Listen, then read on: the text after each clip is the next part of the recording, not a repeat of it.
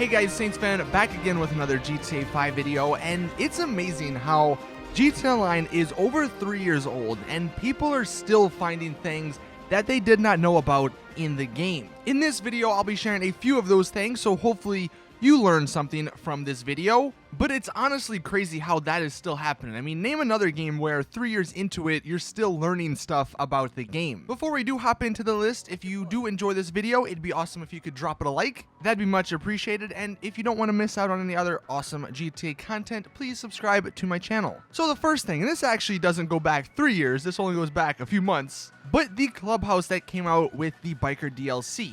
It has a feature just like the offices with the CEO update where if you sell a certain business or you sell a certain amount of that business, you'll get some objects or clutter in your clubhouse. I mean, we all know with the office, if you sold a certain amount of crates or warehouse supplies, then you would get a ton of money scattered around your office. Now, some people like that, some people hated it, but that same thing actually happens with the clubhouse. They did tone it down a little bit, but this actually comes from a user on Reddit, which I will leave a link in the description. Here are some pictures of the clubhouses with the maximum amount of clutter.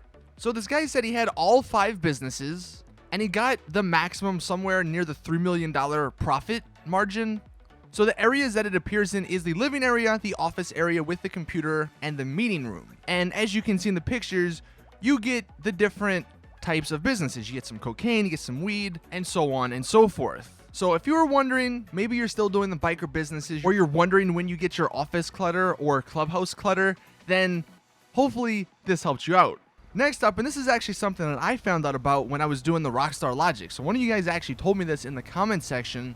Most of the bigger trucks, like the 18-wheelers, the mule, like the UPS trucks that are in the game, you can stand on top of them and not die and not fall off. Like the ambulance, that's another example. You can stand on top of them while they're moving and your guy won't fall off. You won't ragdoll off. But when you get into the back of most trucks, you will ragdoll off. I'm not entirely sure why Rockstar did this, but it's really annoying because you can't, at least if you have like a 2-door truck, you can't get a third passenger in the back that's just standing there, or even more than a third. Maybe you need a 4th, 5th, 6th, however many people, that would normally fit in the back of a truck. You can't get them because the minute you start moving, they'll all fall out. But there's actually a truck in the game you can do this with, and it's the Guardian. I don't actually remember when the Guardian came out, like what DLC it came out in, but if you have one of these, you can actually get in the back of it, you can get multiple people in the back of it, and they won't fall out when you drive. So it's actually kind of cool, and it's a decent looking car. I don't remember how much it costs, but that might be a reason for you to go out and purchase a Guardian or use your Guardian if you have one. Because I'm willing to bet most people, if you do have one, you probably haven't used it in a while. Well, now that, and like I said, I just found out about this weekend, so if you have the Guardian, now that you know that you can have people in the back of it, that might be something fun that you can do. Maybe you get people in the back of it and you go down Mount Chiliad and see, who lasts the longest. Next up, this is something fun, and unfortunately, the gameplay I have, it only happened for like a second or two, but NPC fire trucks will actually spray you with water if you sort of attack them. I'm in a fire truck. I called for another fire truck, and when I sprayed them with water, they actually sprayed me back. Now, I guess because I wasn't moving, the dude in the front got out and then ran or tried to attack me, but I just thought that was pretty funny. I never realized that the NPC fire people could actually shoot water back at you. So maybe you want to, have a little battle with the NPC firemen. One thing that actually will help you guys out if you have a business. So if you have a business, the way to make money is just by waiting. I forget how long, I think it's either 4 or 5 or 6 hours to get the full profit or product, but it only works if you're in online. And many people don't want to just sit in online for 3 to 4 hours or more. But one way you can actually sit in online without getting kicked for going AFK is by watching TV. Now, this is something that has been in the game for a while, and maybe some of you guys remember this, from way back in the day. But if you're doing something else and you still want to make money in the GTA Online, just watch TV and your guy won't get kicked. Now, the downside to this is that sometimes your business may get attacked, which since you're not going to be there, since you're AFK, you'll lose all the product. But it's not that bad because if you are AFK, it's not like you work to get that, and you don't lose money for losing the product. So you can just do this AFK process again. And if you have the security upgrade at your business. You know, you're not likely to get attacked. I guess the other sort of negative is that you may run out of supplies, so maybe like every hour or two, just check to see, you know, if you need more supplies. But I just thought I'd let you guys know about that because it's actually kind of convenient. Yeah, there are some negatives, but I think the positives or the pros far outweigh those negatives and cons. Since you don't lose any money, you can just go AFK, let your business do its thing. Even if you do run out of supplies, you'll still have a decent amount that you could sell it for whenever you get back.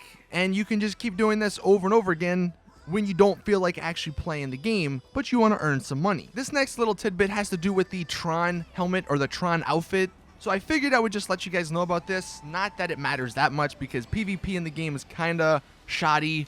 It really depends on connection and all that. But for the people out there who do take it serious, the Tron helmet is actually somewhat bulletproof. You can see in a second, I shoot this person and they die in one shot with nothing on, which is to be expected.